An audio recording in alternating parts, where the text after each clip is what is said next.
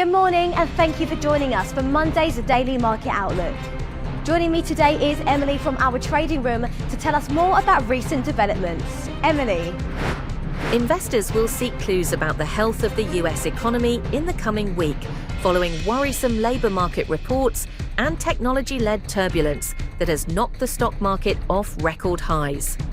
The S&P 500 ended with a weekly decline after 3 straight weeks of gains. US consumer sentiment slumped to near a 3.5-year low in early November, as households across the political spectrum worried about the economic fallout from the longest government shutdown in history, which has caused disruptions ranging from food benefit payments to grounded flights. Gold prices rose on Friday as the dollar softened, and uncertainty around the US government shutdown added to safe haven demand, while Wall Street indexes notched sharp weekly declines.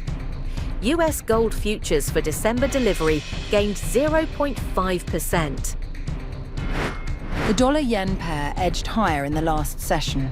The stochastic indicator is giving a positive signal. The Bitcoin-dollar pair edged lower in the last session. The CCI is giving a positive signal. The Aussie-dollar pair edged higher in the last session. The ROC is giving a positive signal. Crude oil prices edged higher in the last session. The Williams indicator is giving a positive signal. Investors should take note of the economic calendar over the next few days, as it brings forth a variety of high-impact and medium-importance events.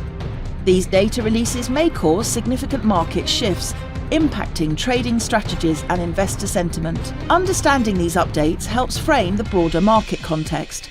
Reacting appropriately to economic shifts can be the difference between seizing opportunity and facing challenges. We hope that you've enjoyed our Monday's financial review.